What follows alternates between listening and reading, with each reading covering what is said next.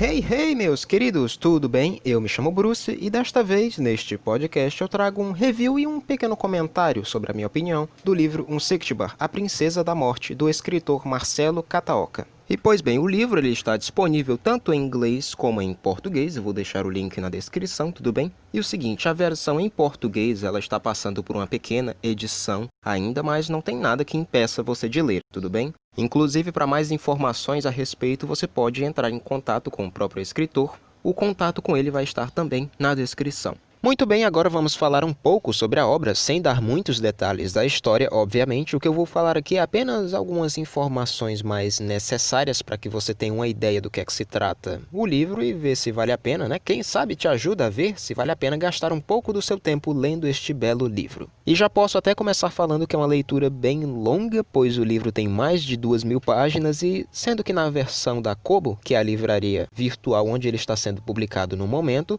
esse número de páginas é reduzido para mais ou menos 800 a 900 páginas por aí, mas, assim, eles não tiram nada de conteúdo do livro, tá? É só por questão do tamanho da fonte, tamanho da página também, da versão digital, depende muito. Mas, enfim, vamos lá falar sobre a história e eu vou até me basear na sinopse do livro, porque eu acho que é o modo mais adequado de eu mencionar a história sem que eu acabe te dando algum spoiler. Então, vamos lá. Bom, 12 mulheres, 6 homens e 3 crianças. Essas pessoas têm suas vidas drasticamente alteradas quando, em seu voo, embarcam 4 terroristas perigosos com um único objetivo: sequestrar o avião que fez a rota de Fortaleza até Gramado e levá-lo com todos os passageiros para Brasília. Os terroristas dão todas as indicações de que os passageiros não serão capazes de sair do avião vivos. Na mente dos passageiros, a morte se torna algo tão próximo quanto inevitável. Os passageiros do voo 3216, vendo que não tem nada a perder, decidem lutar contra os terroristas e pousar o avião de qualquer maneira, mesmo que isso possa causar uma explosão e, consequentemente, a morte de todos. Um plano é formalizado e, por incrível que pareça, funcionou.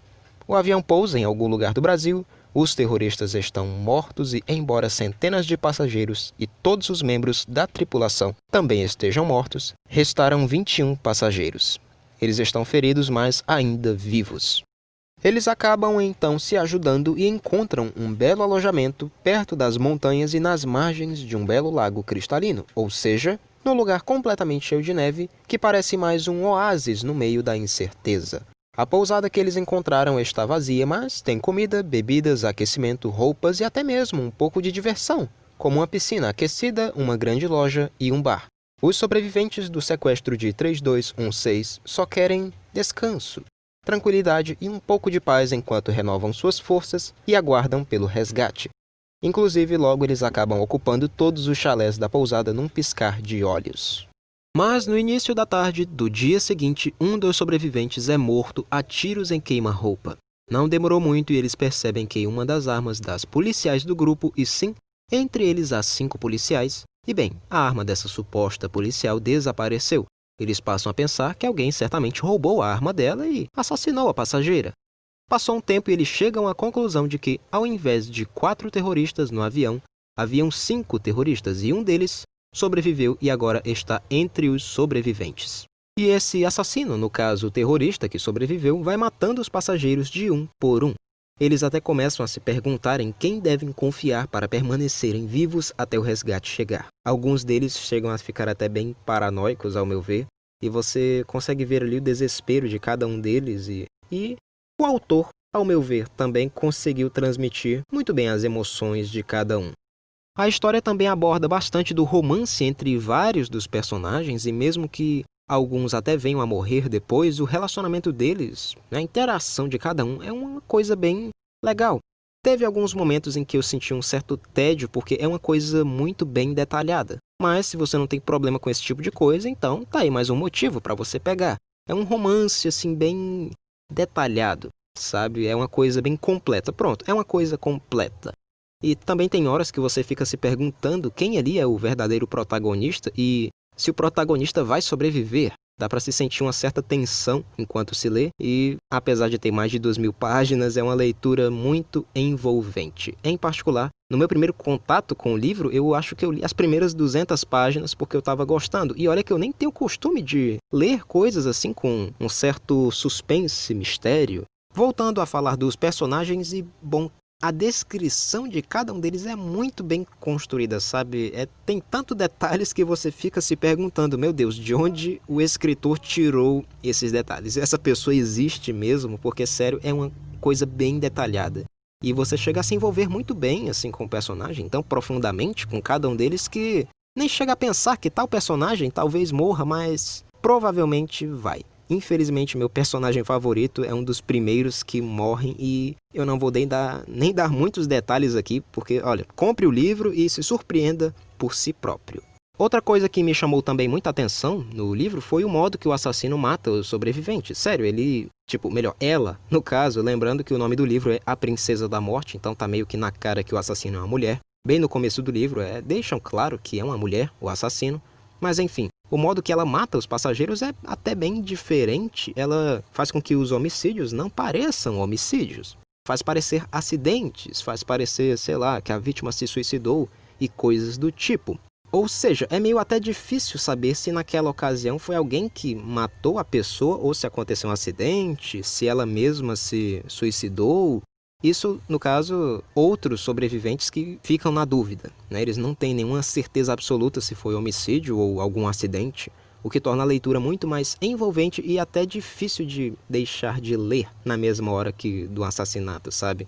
E eu, inclusive, tive a oportunidade de adquirir a versão beta, olha só que legal, que era uma versão física do livro, tinha apenas 1000 páginas e, bom, atualmente ela tem 2000 páginas, então bastante coisa foi adicionada e tá uma coisa bem mais completa agora. Eu sei que isso aqui é um podcast, mas está passando aí um vídeo para vocês na tela, só para terem uma ideia de qual o tamanho do material. Sério, dá para se defender de um assaltante se você levasse isso aqui na bolsa quando saísse na rua. Mas agora voltando a falar da versão que tem o dobro de páginas, que é a versão que mais importa no momento, eu diria que o livro em si, a história, me marcou de uma forma interessante porque eu não tenho costume de ler histórias assim de suspense, mistério. E vale mencionar também que tem um certo terror psicológico aqui e pode não ser tão interessante para alguns, né? Não há violência muito explícita, o autor também não utiliza uma escrita agressiva, é interessante isso, e também torna possível você recomendar o livro para, sei lá, acho que uma pessoa de no mínimo 14 ou 15 anos, por aí. E esse terror psicológico é mais por causa do desespero dos passageiros, que é muito bem descrito aqui, sabe? Detalhes por detalhes. E assim, tem ótimos personagens, o relacionamento entre cada um deles é uma coisa que não se torna tão chata no decorrer da leitura, é algo legal, devido a eles serem de lugares diferentes, né? Cada personagem, cada um tem sua cultura, suas crenças, suas motivações, que inclusive são coisas bem abordadas e muito bem trabalhadas aqui.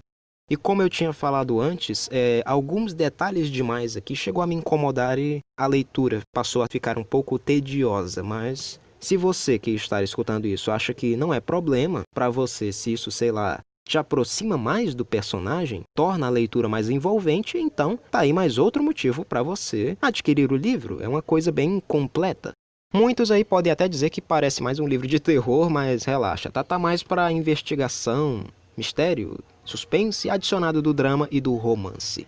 E se você procura por um livro que tem uma história fechada, com personagens muito complexos, essa é uma boa pegada, baby. E você já tem até a minha garantia de que não vai se arrepender. Então, oh yeah, boy! O link do livro está na descrição e também vou deixar o link de um vídeo do próprio escritor Marcelo Kataoka para os que tiverem interesse em saber mais sobre o autor ou até mesmo entrar em contato com ele. Bom, este foi o podcast, meus queridos. Espero muito que tenha gostado e que de alguma maneira este vídeo tenha sido útil para você. E se foi, por favor, peço que compartilhe e vai me ajudar bastante. Não esqueça de deixar o like, escrever nos comentários que tipo de livros a mais você gostaria que eu fizesse um review no formato podcast. Até mais, baby!